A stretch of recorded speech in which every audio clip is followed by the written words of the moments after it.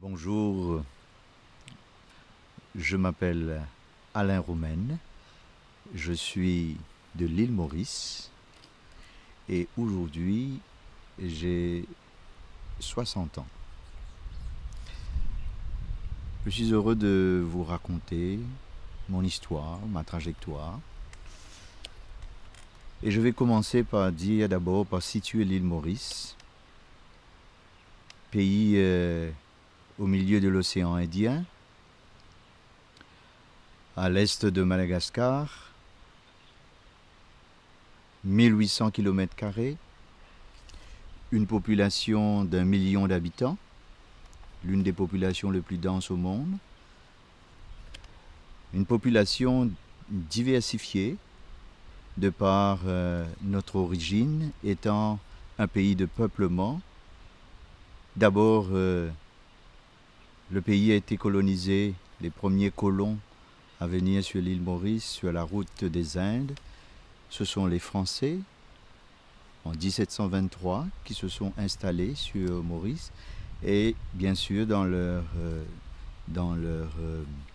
navire, ils ont transporté des déracinés, des Africains de Madagascar comme esclaves.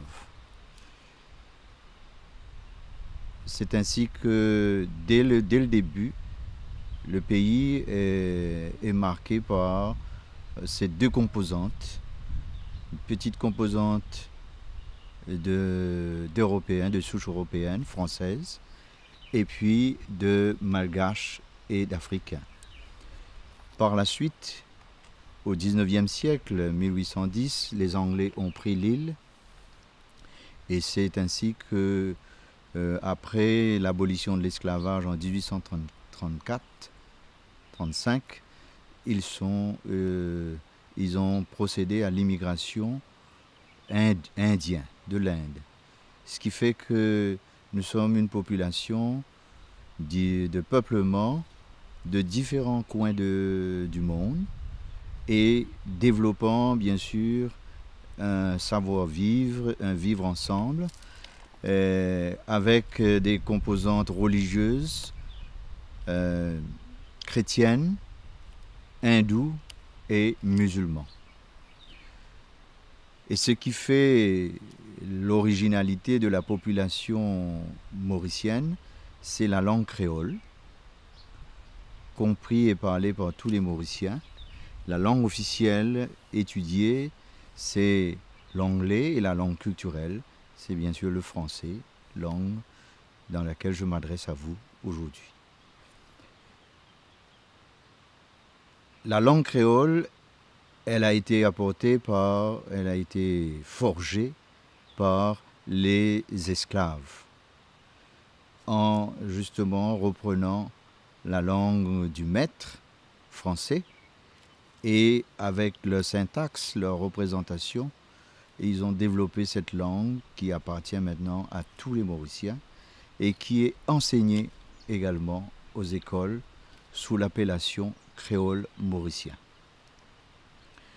J'insiste beaucoup sur cette langue puisque les descendants d'esclaves se sont identifiés à cette langue créole pour se dire créole.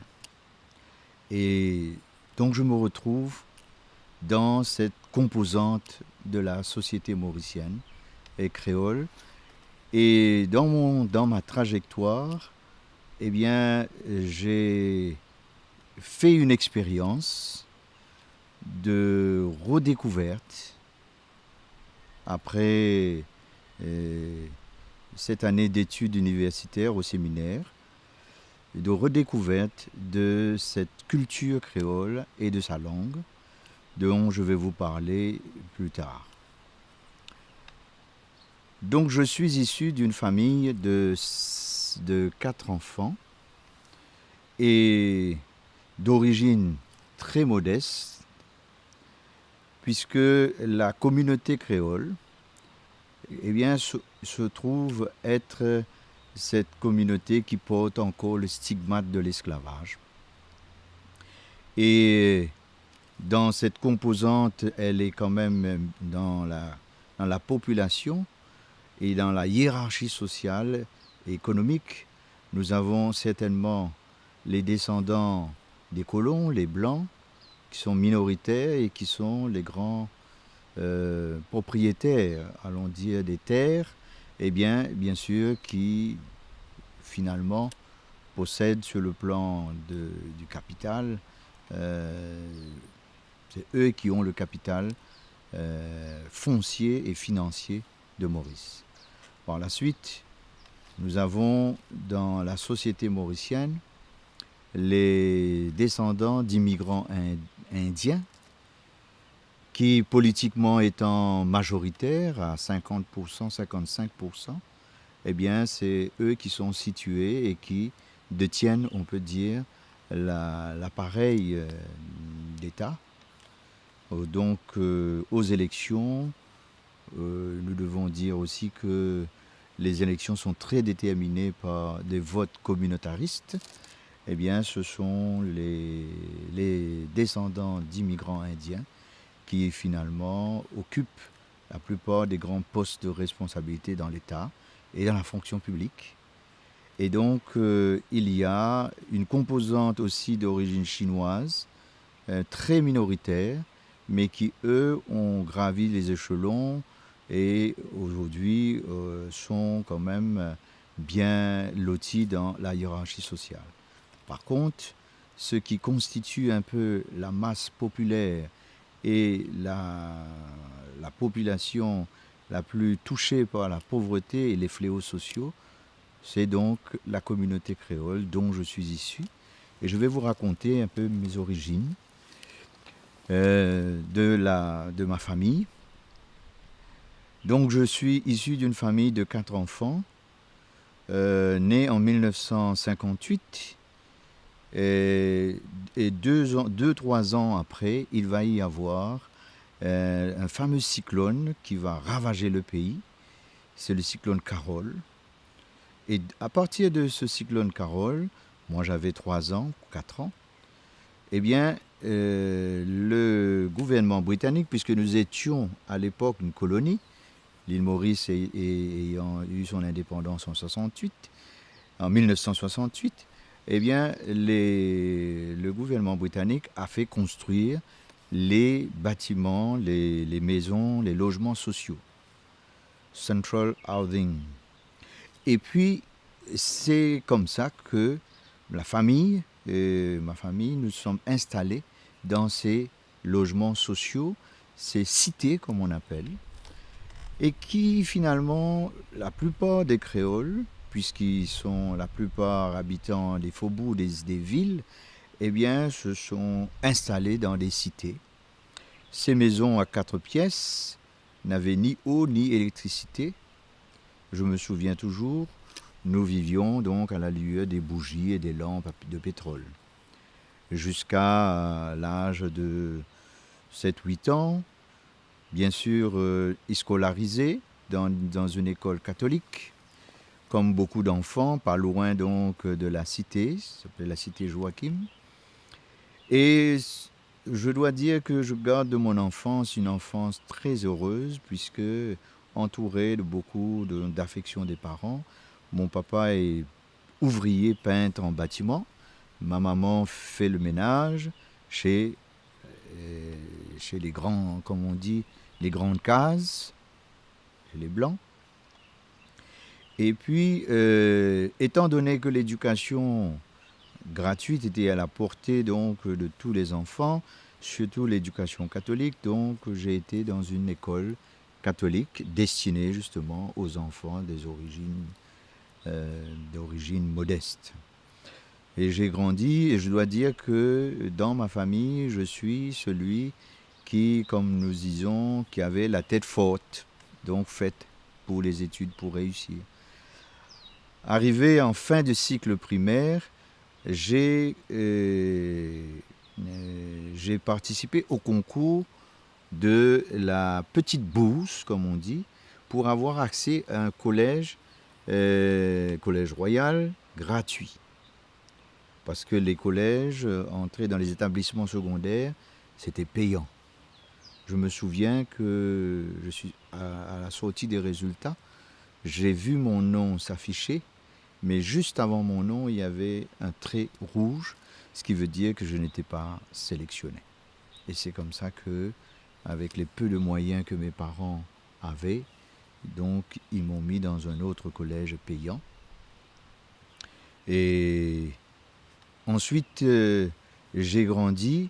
Il a fallu que mon grand frère d'une année, mon aîné d'une année, et il a fait 2 ans de collège secondaire. Il a dû s'arrêter pour pouvoir aller travailler, comme lui aussi comme ouvrier en bâtiment. Mais mes parents ont pris à ce moment-là de leurs économies pour pouvoir payer mes études secondaires.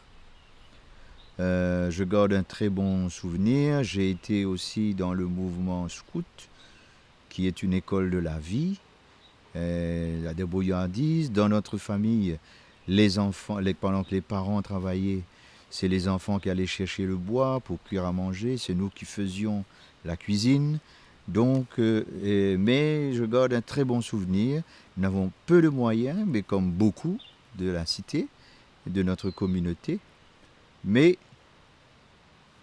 c'était la manière dont les choses se passaient. Et arrivé, j'ai pu terminer mon cycle secondaire, mais aussitôt, j'ai dû prendre du travail.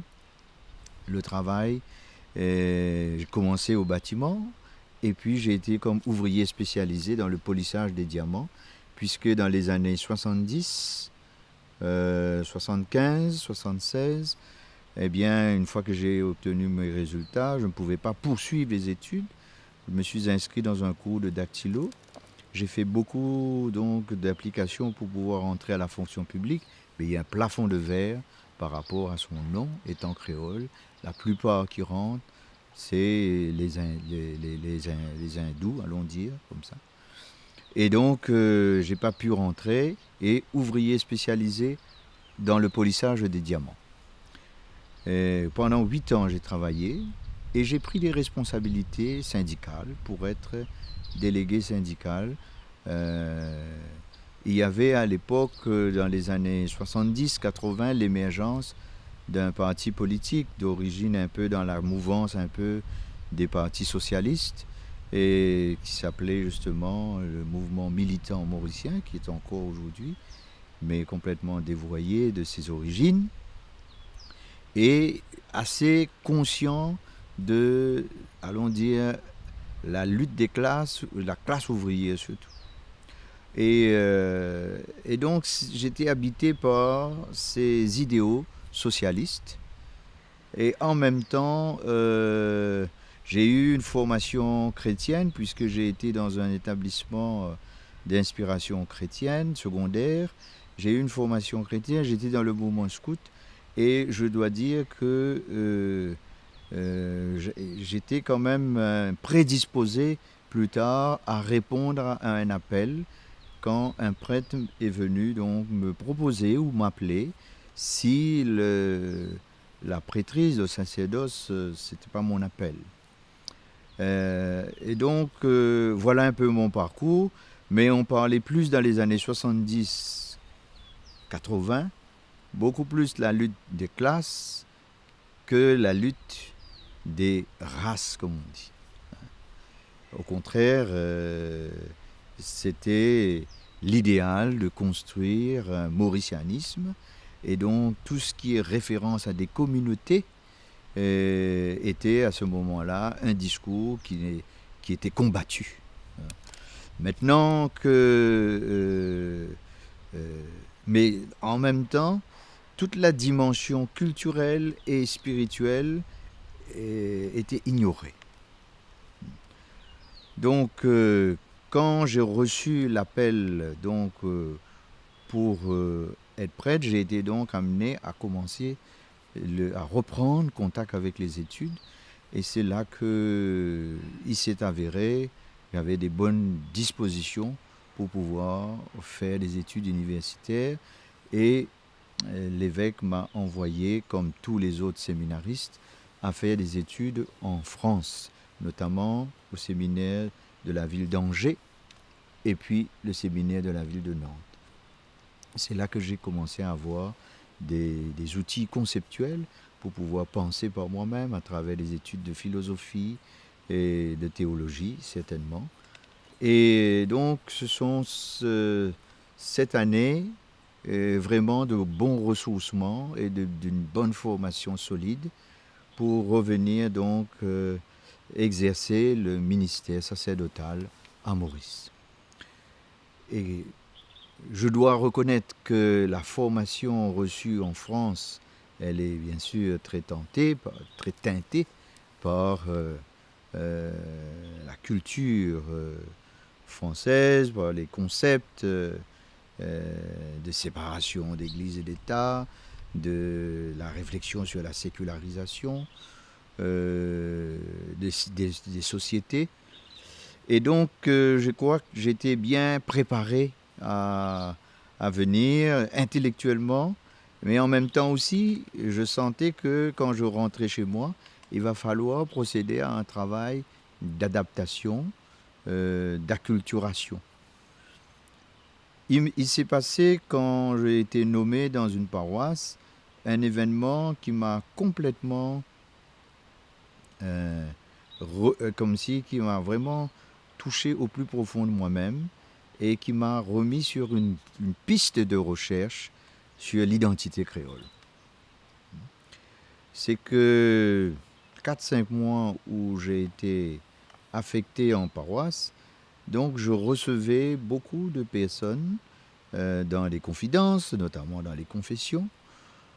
Et à un moment donné, je me suis rendu compte que dans l'exercice même de ma fonction de prêtre, la distance qu'il y avait entre ce que moi je viens proposer comme chemin à ce peuple créole, puisque c'est une paroisse qui était fréquentée massivement par les créoles, et puis l'aspiration de ce peuple. Et là, il y a eu comme une interpellation profonde sur les questions donc de mon identité et ce que je suis en train de véhiculer, de proposer ou de représenter aux yeux donc de ceux qui sont. Je dois dire aussi que j'étais avec un curé, Roger Cerveau, celui par qui, allons dire, le scandale dans l'Église est arrivé en ce qui concerne la problématique identitaire créole qu'on a intitulée Malaise créole. Roger Cerveau étant mon curé, c'était un homme, un penseur, un philosophe. Il a été mon mentor dans la réflexion. Et c'est lui qui a osé interpeller l'Église par rapport au sort des créoles descendants esclaves dans l'Église et dans le pays. Et aussi à demander à ce qu'un travail soit effectué pour l'intégration ou l'inculturation aussi de la culture créole dans la liturgie et dans l'Église. L'acceptation, l'accueil de la culture créole et surtout de la langue créole. C'était au temps où le cardinal Margéo terminait sa charge d'évêque, et je dois dire qu'il a eu son successeur, aujourd'hui cardinal Maurice Piat, qui est rentré dans tout ce questionnement et que sa première lettre pastorale, il l'a intitulée « Le malaise créole ». Et sur le malaise créole, et Et c'est lui qui a pris en main cette question. Et je dois dire qu'il a été très encourageant à ce que les prêtres créoles puissent mener ce mouvement de recherche d'identité, de réhabilitation identitaire de cette population dont la culture a été négligée, on peut dire. On ne peut pas dire qu'elle a été ignorée, mais qui a été négligée et qu'on n'a pas valorisée. Et c'est ainsi que, personnellement, après 4 ans de ministère, l'évêque me voyant très intéressé par les questions pastorales dans le monde créole, m'a envoyé faire 2 années d'études comme pour décrocher un diplôme d'études spécialisées en pastoral catéchèse. Et mon mémoire que j'ai présenté, qui a été primé à l'Institut Lumen Vitae, sous la tutelle de l'Université de Louvain, s'intitule « L'accompagnement pastoral des créoles dans le contexte de la religion populaire ». Je dois dire que j'ai bénéficié de beaucoup de travaux de recherche du père Raymond Zimmermann, et puis toutes les mémoires et les thèses étaient axées sur la question créole, créole et théologie, culture créole, théologie. Donc c'était une question qui a été portée, et en l'an 2000, le synode a adressé la problématique créole, si bien qu'il y a eu tout un développement de l'identité, de recherche sur l'identité et la réhabilitation de la place des créoles et de la culture créole à l'intérieur de l'Église, mais aussi à l'intérieur de la société mauricienne. Moi, j'ai participé à tout ce travail. Par la suite, après mes études, j'ai donc mis un peu à contribution mes compétences de chercheur et d'histoire, d'historien. C'est ainsi que j'ai publié 2 petits ouvrages, plus un 3e, sur les problématiques identitaires créoles. Le premier étant les noms de la honte. Le livre s'intitule « Les noms de la honte ». Et le deuxième étant sur les souliers de l'abolition.